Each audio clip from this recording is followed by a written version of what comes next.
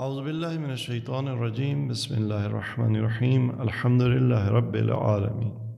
والصلاة والسلام على سيد الأنبياء والمرسلين أبي القاسم محمد وعلى أهل بيته الطيبين الطاهرين المنتجبين أما بعد فقد قال الله تبارك وتعالى في كتابه المجيد وفرقانه الحميد إنما يريد الله ليذهب عنكم الرجس أهل البيت ويطهركم تطهيرا۔ ناظرین، آج اہل بیت پیغمبر میں سے امام حسن مجتبیٰ علیہ الصلاۃ والسلام کا روز ولادت ہے، اور اس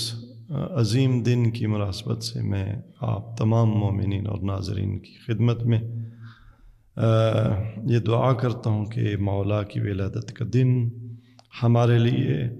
عالم اسلام کے لیے، تمام مومنین کے لیے بابرکت ہو۔ انتہائی مختصر وقت کے لیے آپ کی عظمت و شان کے حوالے سے صرف ایک حدیث کی طرف اشارہ کروں گا، اور یہ حدیث الثاقب فی المناقب میں آئی ہے، اور اس حدیث کا بیک گراؤنڈ یہ ہے کہ سرکار رسالت مآب صلی اللہ علیہ وسلم اپنے صحابہ کے ساتھ ایک مکان پہ تشریف فرما تھے، ایک مقام پہ، اور اتنے میں آپ کی طرف امام حسن مجتبیٰ انہوں نے بڑھنا شروع کر دیا۔ تو جب امام حسن مجتبیٰ اپنے اس معصوم سن میں اور اپنی عصمت کی چادر میں لپٹے آپ کی طرف بڑھ رہے تھے، تو سرکار رسالت مآب صلی اللہ علیہ وسلم ذرا مختلف انداز سے آپ کی طرف دیکھ رہے تھے۔ یہ منظر دیکھ کر جناب بلال رضی اللہ عنہ نے عرض کی، یا رسول اللہ، آیا آپ کو حسن کے ہمراہ کوئی اور نظر آ رہا ہے؟ تو سرکار رسالت مآب صلی اللہ علیہ وسلم نے فرمایا، ان جبرائیل علیہ السلام یہدی ومیکائیل یسددہ وہو ولدی والطاہر من نفسی وظلء من اضلاعی ھذا صبطی وقرۃ عینی بأبی ہوا۔ امام حسن مجتبیٰ کا مقام و مرتبہ کیا ہے؟ اس سن و سال میں جس میں بظاہر اب جو عہدہ امامت اور منصب امامت ہے اس پہ فائز نہیں ہوئے، ابھی نانا نبی کریم کی زندگی میں آپ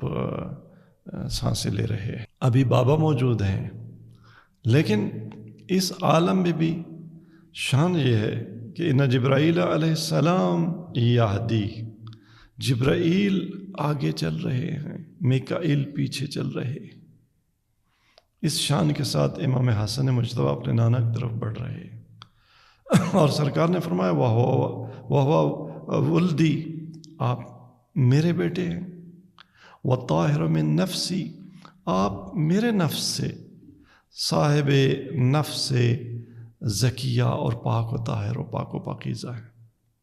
وظلء من اضلاعی، آپ میری پسلیوں میں سے ایک پسلی ہے، ھذا صبطی، یہ میرے بیٹے اور میرے فرزند ہیں، وقرۃ عینی، میری آنکھوں کی ٹھنڈک ہیں، بأبی ہوا، میرے باپ آپ پر فدا۔ اس مولا کے ہم ماننے والے ہیں، خداوند تبارک تعالیٰ میں امام حسن مجتبیٰ کے پیروکاروں میں سے اور آپ کے محبین میں سے اور آپ کے شیعیان میں سے قرار دے۔ ماہ مبارک رمضان ہے، ماہ مبارک نزول قرآن ہے، تلاوت قرآن کا مہینہ ہے۔ قرآن کریم کے حوالے سے امام حسن مجتبیٰ علیہ السلام کی جو ہمیں ایک وصیت اور نصیحت ہے وہ یہ ہے کہ آپ نے فرمایا، ما بقی فی الدنیا بقیۃ غیر ھذا القرآن، کہ اس دنیا میں اس قرآن کے علاوہ کوئی خدا کا بقیہ جسے خدا نے باقی رکھا ہو قیامت تک کے لیے، یعنی نسخہ ہدایت، مصحف ہدایت، وہ باقی نہیں ہے۔ فاتخذوہ اماما لدیکم، قرآن کو اپنا رہنما بناؤ، قرآن کو اپنا امام بناؤ، قرآن کے فرامین پر عمل کرو۔ وَإِنَّ أَحَقَّ النَّاسِ مَنْ عَمِلَ بِهِ وَإِن لَّمْ يَحْفَظْهُ۔ اور امام حسن مجتبیٰ جس نکتے کی طرف بہت توجہ ہماری ہونی چاہیے اور آپ توجہ دلاتے ہیں، وہ ہے قرآن پر عمل۔ جیسا کہ آپ کے بابا امیر المومنین کا بھی وہ قرآن ہے، واللہ اللہ فی القرآن، کہ قرآن کے بارے میں میں تمہیں نصیحت کرتا ہوں کہ قرآن پر عمل میں تمہارا غیر تم سے آگے سبقت نہ لے جائے۔ اہل بیت اطہار کی نصیحت یہ ہے کہ ہم قرآن پر عمل پیرا ہوں، اور قرآن کی تلاوت کا جو ثواب ہے وہ بھی مقدمہ ہے، اور اس کی اہمیت مقدمہ ہے ہم کہ قرآن کے احکام پر عمل کریں، قرآن کے موعظہ اور نصیحت پر عمل کریں۔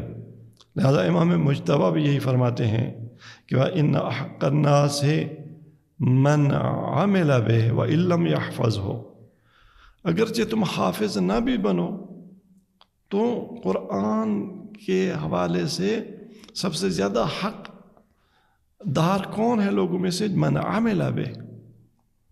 جو قرآن پر عمل کرے۔ لہٰذا قرآن کے حوالے سے اگر کسی کا کوئی حق بنے گا قیامت کے دن، کسی کو ثواب ملے گا، کوئی درجہ ملے گا، تو سب سے زیادہ حق کس کا ہوگا؟ من عمل بہ، جو قرآن پر عمل پیرا ہوگا۔ وَأَبْعَدَهُمْ مَن لَّمْ يَعْمَلْ بِهِ وَإِن كَانَ يَكْرَهُ۔ اور قرآن سے سب سے دور کون ہوگا؟ جس نے قرآن پر عمل نہ کیا، چاہے قرآن کی تلاوت وہ بہت بھی کرتا رہا، چاہے وہ حافظ قرآن بھی بن گیا، چاہے اس نے ایک ماہ مبارک رمضان میں کئی ختم قرآن بھی کر ڈالے، تو آپ کے اس نورانی فرمان سے ہمیں قرآن کی جو حیثیت ہے کہ وہ ہماری زندگی میں ایک رہنما کتاب کی حیثیت ہونی چاہیے۔ تو ظاہر ہے رہنمائی تبھی حاصل کی جا سکتی ہے جب تلاوت بھی ہو، جب قراءت بھی ہو، جب حفظ بھی ہو، لیکن یہ سب مقدمہ ہے عمل کا۔ اور آپ کا ایک اور نورانی فرمان جس کی طرف ہم اشارہ کرنا چاہیں گے کہ آپ نے فرمایا عجبت لمن یتفکر فی معقولہ کیف لا یتفکر فی معقولہ۔ آپ نے فرمایا مجھے تعجب ہے اس شخص پر جو اپنے طعام میں، معقول جسے کھاتا ہے، کھانے پینے کی چیزوں میں، تو غور و فکر کرتا ہے آج افطاری کیا بنانی ہے، کیا ہوگا، ٹھیک ہے نہیں، یہ چیز میرے لیے ضرر آسان ہے، حلال ہے، حرام ہے۔ حلال و حرام میں تو فکر کرنا بہت اچھی بات، لیکن کون سا کھانا لذیذ بنے گا، اس کی ریسیپی کیا ہوگی، کیا ہوگا، اس میں تو غور و فکر کرتا ہے، لیکن لا یتفکر فی معقولہ، وہ جو اس کے معقولات ہیں ان میں غور و فکر نہیں کرتا، جانچ نہیں کرتا، یہ ٹھیک ہیں، غلط ہیں، بات درست ہے، نادرست ہے، میں نے اس کے اوریجنل سورس سے لیا ہے، سنی سنائی ہے، ہوائی ہے، صدری علم ہے، یا کسی سورس سے اس کا جو ہے وہ سورس کو اس کا جو ہے اور سرچشمہ ہے اس کا، وہ سرچشمہ جیسے قرآن نے سرچشمہ قرار دیا ہے، جیسے اہل بیت نے اسلامی تعلیمات کا سرچشمہ قرار دیا ہے۔ تو یہ دیکھو کس سے بات سن رہے ہو، کس کی بات سن رہے ہو، کسے فالو کر رہے ہو، کسے سبسکرائب کر رہے ہو، یہ اس میں تفکر کی ضرورت ہے۔ فَيَجْنِبُ بَطْنَهُ مَا يُؤْذِيهِ، وہ اپنے پیٹ کو تو بچاتا ہے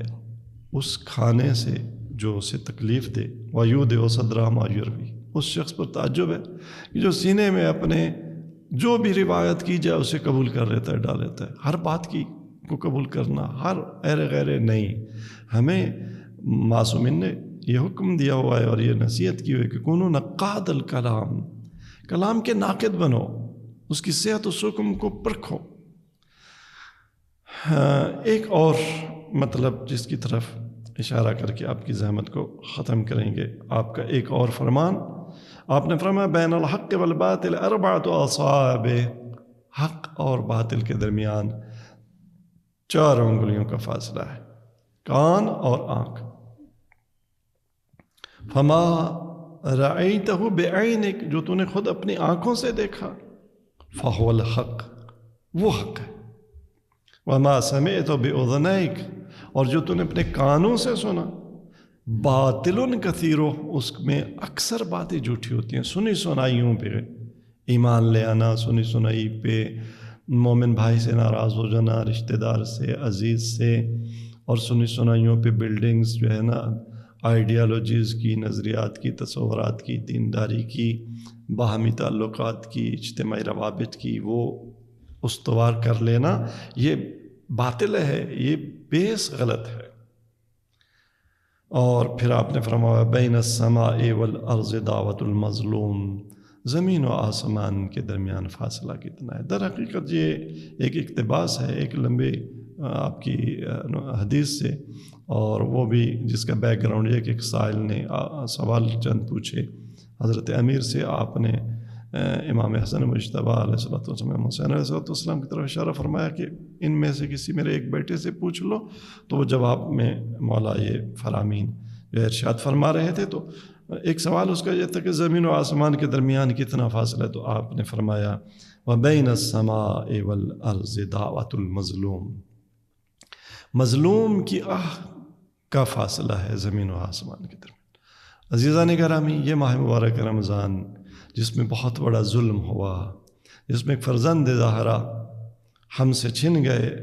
اسلامی انقلاب کے رہبر و رہنما، ولی فقیہ، رہبر معظم انقلاب اسلامی ایران، جن کو روزے کے حالت میں مظلومانہ طریقے سے وقت کے شقی ترین ظالموں نے اپنے 30 کے لگ بھگ بموں کا نشانہ بنایا،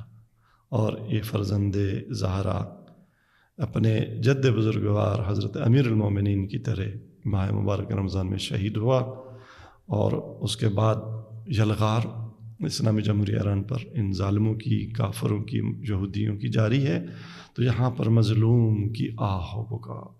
ضرور آہ بھرے، ضرور پکاریں اپنے رب کو کہ وہ مظلوموں کی مدد کرے، اور ان ظالموں کا اس صف ہستی سے جو ہے وجود وہ مٹا دے، اور لشکر خامنئی کو، لشکر ٹرمپ و نتنیاہو پر